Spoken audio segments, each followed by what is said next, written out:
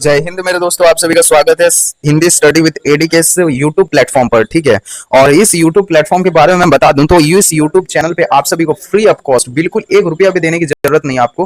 Free of cost आपका 2026 की तैयारी, ठीक है, 2026 की तैयारी फुल प्रिपरेशन आपको करवाया जाएगा इस यूट्यूब के चैनल के माध्यम से। ठीक है, तो इसीलिए आप इस यूट्यूब चैनल को सब्सक्राइब कर लीजिए, जिससे आपको तमाम छोटी बड़ी जितने भी अपडेट आएंगे उन सभी को सबसे पहले आपको मिल जाएंगे। ठीक है, तो इसीलिए आप इस चैनल को सब्सक्राइब कर लीजिए, आपको फ्री ऑफ कॉस्ट तैयारी करवाया जाएगा। ठीक है, तो आज का जो चैप्टर है, बेसिकली आज को मैं चैप्टर पढ़ाऊंगा क्लास 10th वालों के लिए, इलेक्ट्रिसिटी, विद्युत चैप्टर, हिंदी में जिसको बोलते हैं विद्युत चैप्टर। उस चैप्टर का जितने भी सब्जेक्टिव, ठीक है, जितने भी सब्जेक्टिव क्वेश्चन आंसर्स बन सकते हैं, इंपॉर्टेंट, मोस्ट इंपॉर्टेंट, ठीक है, उन सभी क्वेश्चंसों को लिया गया है। तो चलिए आज का इस वीडियो को शुरू करते हैं। तो चलिए देख लेते हैं आज का सब्जेक्टिव क्वेश्चन आंसर, महत्वपूर्ण सब्जेक्टिव प्रश्न। ठीक है, कुछ इंपॉर्टेंट लिए गए हैं। टॉप आपको सिर्फ 10 आज का इस वीडियो में बताया जाएगा, लेकिन बहुत ही ज्यादा मोस्ट इंपॉर्टेंट रहेंगे। ठीक है, एकदम छोटे छोटे। चलिए आज का वीडियो को शुरू करते हैं। तो आप सब देख सकते हैं, पहला क्वेश्चन है कि विद्युत धारा आखिर होता क्या है। आप जो पढ़ रहे हैं इलेक्ट्रिसिटी यानी कि विद्युत के बारे में, तो अब ये विद्युत धारा होता क्या है, यानी कि इलेक्ट्रिक करंट बोलते किसको है, व्हाट इज इलेक्ट्रिक करंट। तो इलेक्ट्रिक करंट क्या होता है, विद्युत धारा में जो आवेश का जो प्रवाह की जो दर होता है ना, देखिए यहाँ पास लिखा है थोड़ा सा बड़ा अक्षर में, लेकिन मैं आपको समझा के एकदम छोटा सा, एकदम संक्षिप्त में बताता हूँ। तो यहाँ आप ऐसे भी लिख सकते हैं, वहां विद्युत का डेफिनेशन पूछ दिया जाए कि इलेक्ट्रिक करंट किसको बोलते हैं, विद्युत किसको बोलते हैं, विद्युत धारा किसको बोलते हैं।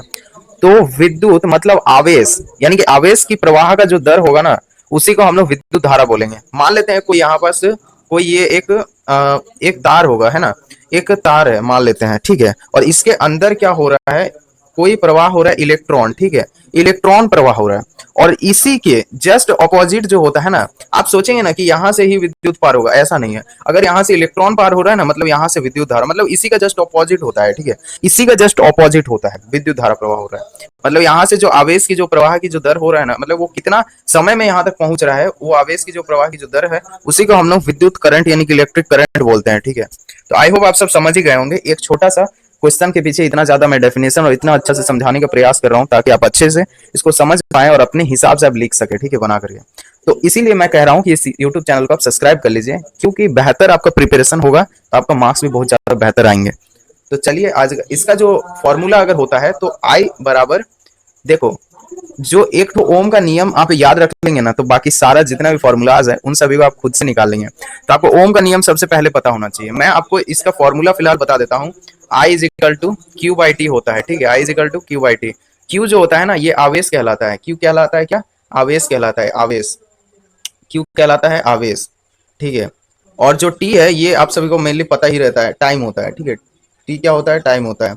बस, मतलब आवेश में जितना आवेश वो बह रहा है, मतलब कितना समय में वो प्रवाहित हो रहा है, कितना समय तक वो पहुंच पा रहा है, वही बताता है विद्युत करंट यानी कि इलेक्ट्रिक करंट। ठीक है, आई होप आप सभी को समझ में आया होगा। उसके बाद नेक्स्ट हम लोग का क्वेश्चन नंबर 2 है कि विद्युत धारा का एसआई इकाई क्या होता है, मतलब विद्युत धारा को हम लोग किस मात्रा में मेजर करते हैं। ठीक है, तो विद्युत धारा को हम लोग एम्पियर से मेजर करते हैं। ठीक है, मतलब इसको ए मीटर से मेजर करते हैं, ए मीटर से। और इसका एसआई अगर यूनिट पूछा जाए, यानी कि एसआई मात्रक जिसको हिंदी में बोलते हैं, इकाई मात्रक, तो इकाई जो होता है ना, इकाई इसका होता है, क्या होता है, एम्पियर होता है। ठीक है, इकाई इसका क्या हो जाता है, एम्पियर। और एम्पियर को हम लोग ए मीटर से मेजर करते हैं। ठीक है, अ मीटर से। आप अ मीटर पढ़ेंगे ना तो भी कोई दिक्कत वाली बात नहीं है, अ मीटर भी आप पढ़ सकते हैं। और इसी से हम लोग मेजर करते हैं, किसको, विद्युत धारा को मेजर करते हैं अ मीटर से, है ना, याद रख लीजिएगा। और अ मीटर को किस में जोड़ा जाता है, तो अ मीटर को श्रृंखला में जोड़ा जाता है, याद रख लीजिएगा। ये भी आपको क्वेश्चन में छप सकता है कि अ मीटर को किससे मेजर करते हैं, तो श्रृंखला यानी कि श्रेणी क्रम संयोजन से मेजर करते हैं। ठीक है, तब आपको एक क्वेश्चन से इतना ज्यादा क्वेश्चन मैं बना के बता रहा हूँ, तो इसके लिए तो एक लाइक तो जरूर बनता है। ठीक है, उसके बाद नेक्स्ट हम लोग का क्वेश्चन नंबर 3 है कि वोल्टेज क्या होता है, इसका इकाई क्या होता है, एसआई यूनिट क्या होता है वोल्टेज का। तो वोल्टेज का यानी कि वोल्ट जो, मतलब आप देखते हैं बहुत जगह ऐसा बताया जाता है कि ये जो करंट बह रहा है, ये इतना वोल्ट करंट इसमें बह रहा है, इतना वोल्ट इसमें करंट बह रहा है, ऐसा ऐसा बहुत जगह आप सुने होंगे। तो वोल्ट होता है ना, वो विद्युत क्या होता है, विभव, मतलब विद्युत विभवांतर, मतलब जो एक सिरे से दो, मतलब दूसरा सिरा में, मतलब ये जो एक सिरा हो गया और ये हो गया दूसरा सिरा मान लेते हैं। ठीक है, तो ये दोनों में दोनों में जो प्रवाह का जो अंतर होता है, यानी कि विभव में जो अंतर होता है ना, जिसको बोलते हैं पोटेंशियल डिफरेंस, जिसको विभवांतर बोलते हैं। देखो आपको अच्छे से समझा देते हैं, चलिए। मतलब ये कोई सिरा हो गया और ये हो गया कोई दूसरा सिरा, ठीक है। मतलब किसी भी चालक का जो दो सिरा हो गया उसका बीच का जो डिफरेंस हो गया, मतलब दो सिरों के बीच जो विभवांतर हो गया, मतलब विभव में जो अंतर हो गया, इसका भी कोई विभव है, इसका भी कोई विभव है, ये दोनों अलग अलग डिफरेंस, इसका डिफरेंस होता है, कोई मतलब अलग अलग गुण होता है, जिसमें कह सकते हैं कि इसका कोई अलग फंक्शन है, इसका कोई अलग है, ठीक है। ये दोनों में क्या हो रहा है, डिफरेंस हो रहा है। तो यही दोनों में जो डिफरेंस उत्पन्न हो रहा है ना, इसी को हम लोग बोलते हैं वोल्टेज, ठीक है, वोल्टेज बोलते हैं, याद रख लीजिएगा। और जो वोल्ट का जो एसआई यूनिट होता है वो होता है किलोवाट आवर, KWH, ठीक है। आई होप आप सभी को समझ में आ रहा होगा। उसके बाद नेक्स्ट हम लोग का चौथा नंबर क्वेश्चन है, ओम का नियम किसको बोलते हैं। ये आपको बता देना कि वेरी वेरी इंपॉर्टेंट अगर कोई टॉपिक होता है तो ओम का नियम होता है, आर्म्स लॉ होता है। तो ये इसको ना एकदम छोड़ने का नहीं है, आपको ना अच्छे तरीके से आपको समझ में आना चाहिए ओम्स लॉ क्या होता है। तो इसके बारे में मैं आपको एक डिटेल्स वीडियो आप अगर बताएंगे कमेंट में तो मैं उसको भी आपको प्रोवाइड करवाने का पूरा तरीके से आपका कोशिश रहेंगे मेरे, ठीक है। तो ओम्स लॉ के पीछे आपको दौड़ना पड़ेगा, थोड़ा सा समझना पड़ेगा। तो ओम लॉ क्या होता है, ओम का नियम क्या होता है आखिर। तो किसी भी निश्चित दिशा में, देखिए समझिए थोड़ा सा, ठीक है। ओम का नियम ये कहता है कि किसी भी चालक में बहने वाली विद्युत धारा, ठीक है, किसी भी चालक में बह रहा है विद्युत धारा, ये तो सिंपल है, आप भी बता रहे हैं कि विद्युत धारा तो किसी भी चालक में ही बहता है, ठीक है। तो चालक में बह रहा है, लगाए गए विभवांतर, मतलब हम लोग लगा रहे हैं, ठीक है, विभवांतर, ठीक है, उसमें क्या हो रहा है, कुछ विभव में कुछ अंतर हो रहा है, और उसका क्या हो रहा है, अनुक्रमानुपाती होता है। अनुक्रमानुपाती मतलब इस प्रकार का साइन आपको दर्शाना पड़ेगा, ठीक है। अनुक्रमानुपाती होता है किसका, I/R का, ठीक है। मतलब क्या, किसी भी चालक में बहने वाली धारा पर लगाए गए विभवांतर के अनुक्रमानुपाती होती है। तो इसी को हम लोग ओम का नियम बोलते हैं, ठीक है।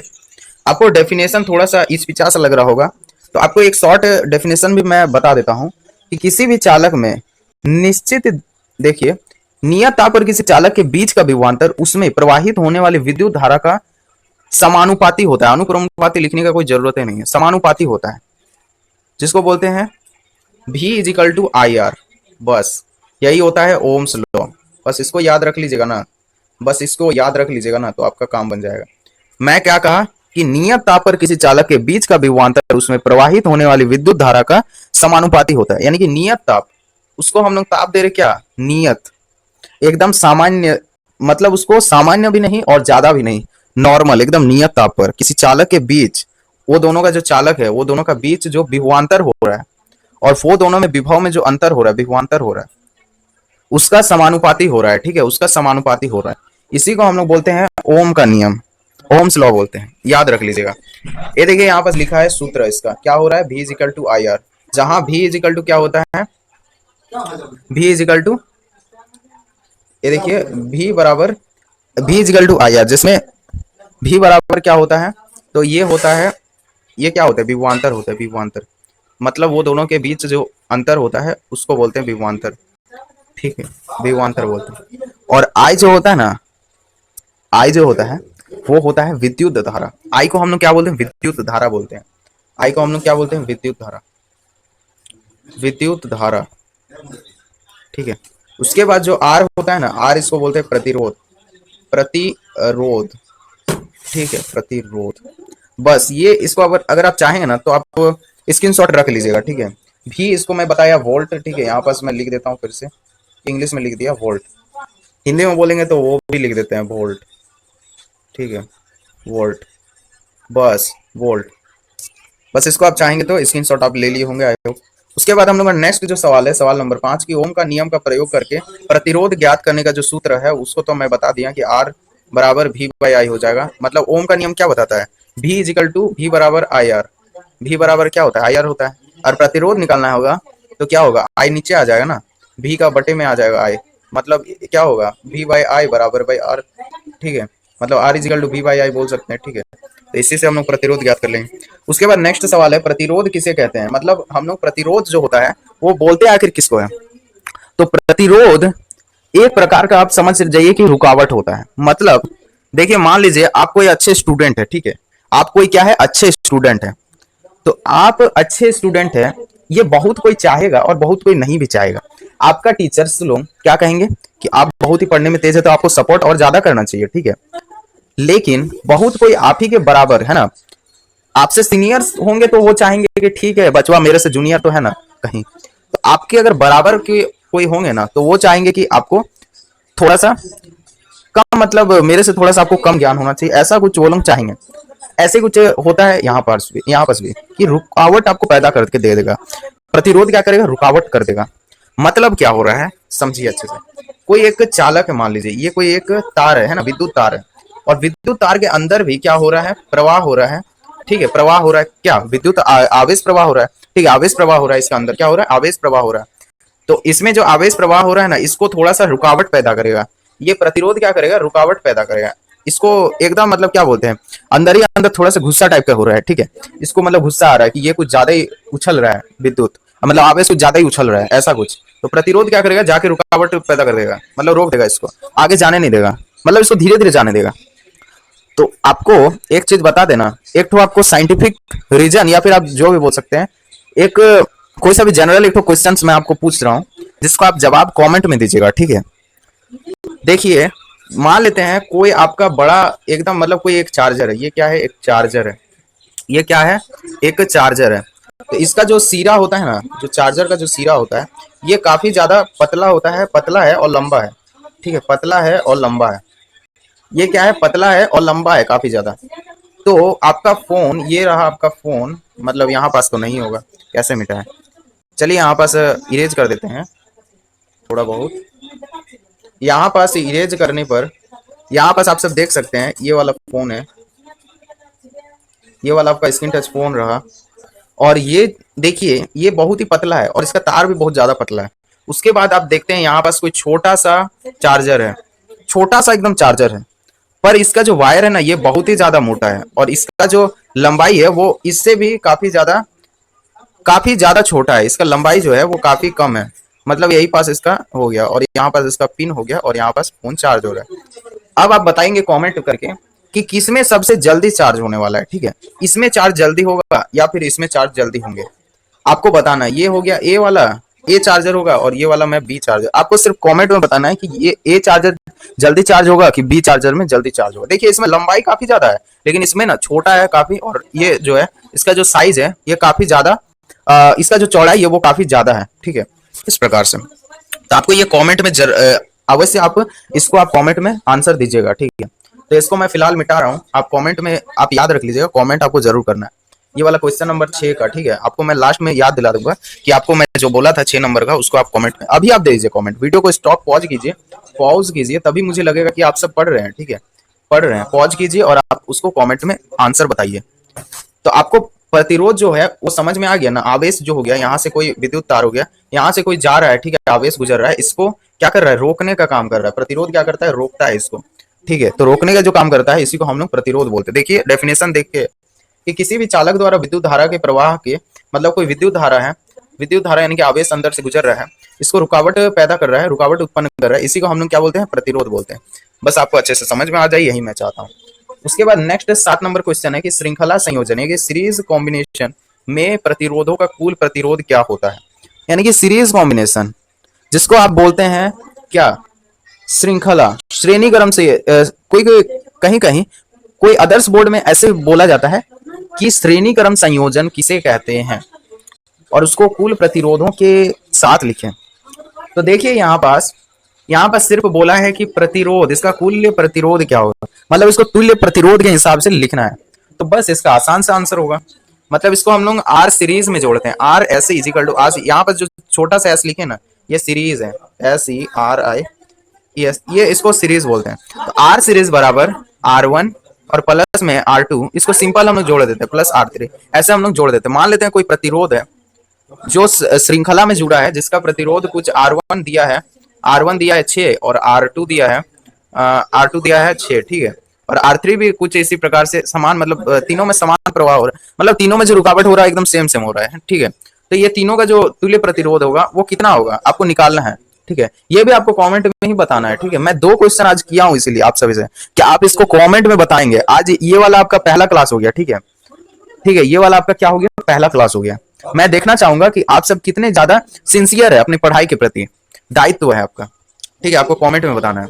मैं आपको फॉर्मूला भी बता दिया कि आर सीरीज में जब रहेगा उसको आपको डायरेक्ट जोड़ देना, R1 plus R2 plus R3 कर देना, डायरेक्ट कर देना।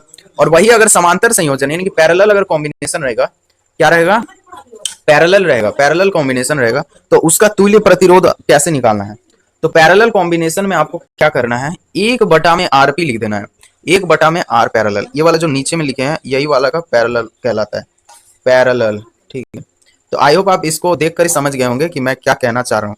तो 1/R जब P लिखे मैं, तो यहाँ पास 1/R1 होगा और प्लस में 1/R2 होगा और प्लस में 1/R3, जितना भी प्रतिरोध दिया रहेगा उसके हिसाब से। तो यहाँ पास आप सब देख सकते हैं, ये थोड़ा सा मिसप्रिंट हो जाता है कभी कभार, इसमें ध्यान नहीं देना है।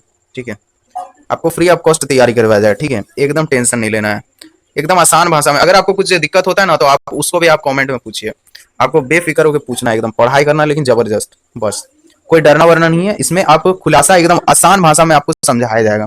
कुछ समझ में नहीं आता है तो आप कमेंट में जरूर आके पूछ दीजिए, बस कोई सा भी सवाल हो आपका। इसी टॉपिक से अगर नहीं होता है, कोई अन्य टॉपिक से भी होता है ना, तो उसका भी जवाब आपको किस में मिल जाएगा, कमेंट में मिल जाएगा। आप बस कीजिए कमेंट, बस आपको कमेंट बस एक बार मिलना है, बस आपको बता दिया जाएगा। तो इसका फॉर्मूला आप सब देख लेना, ये समांतर मतलब 1/R पैरेलल होता है 1/RP, मतलब आपको फ्रैक्शन मेथड में इसको करना है। फ्रैक्शन मेथड मतलब फ्रैक्शन आपको पता ही है।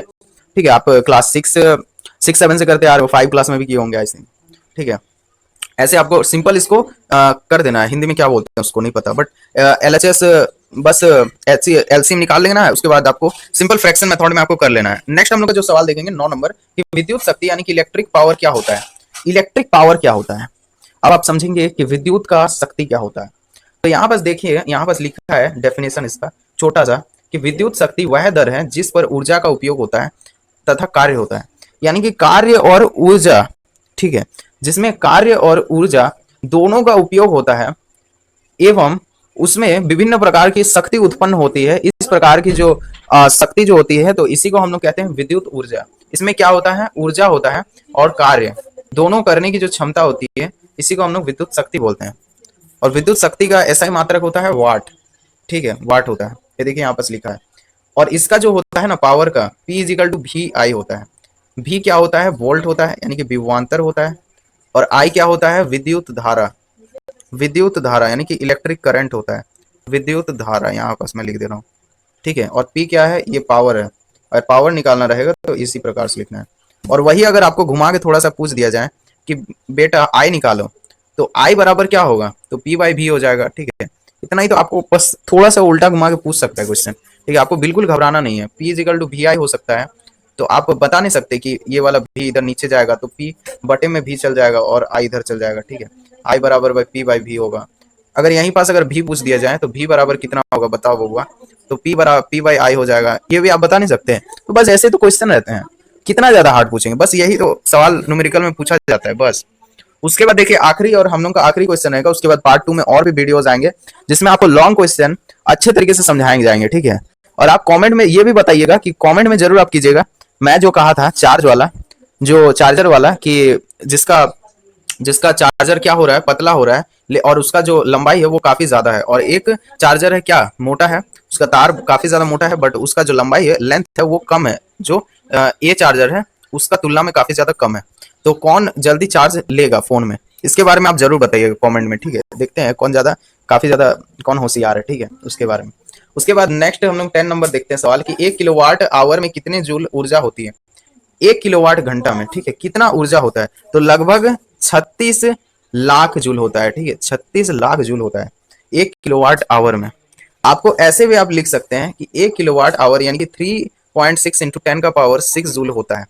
ऐसे भी अगर आपका ऑप्शन में दिया रहे तो आप उसको टिक मार के जरूर आ जाइएगा। ठीक है, टिक मार के आपको जरूर आ जाना है, बस घबराना नहीं है। इसी को आपको कन्वर्ट किया है किसमें, इसमें कन्वर्ट किया है, यानी कि 36 लाख में कन्वर्ट किया है, 36 लाख में। अब बताना है कितने, यहाँ बस गुना कर देना, 36 × 10 का पावर कितना, 10 को कितना बार गुना किया, 1 2 3 4 5 6, बस मतलब 5 तो शून्य लगा देंगे, बस मतलब इतना ही आ जाएगा लगभग आंसर। ठीक है, 36 लाख। उसके बाद 3.6 × 10⁶ जो लगा दिया रहेगा तो वो भी करेक्ट आंसर हो जाएगा। तो आपको आई होप ये वाला वीडियो काफी ज्यादा समझ में आया होगा।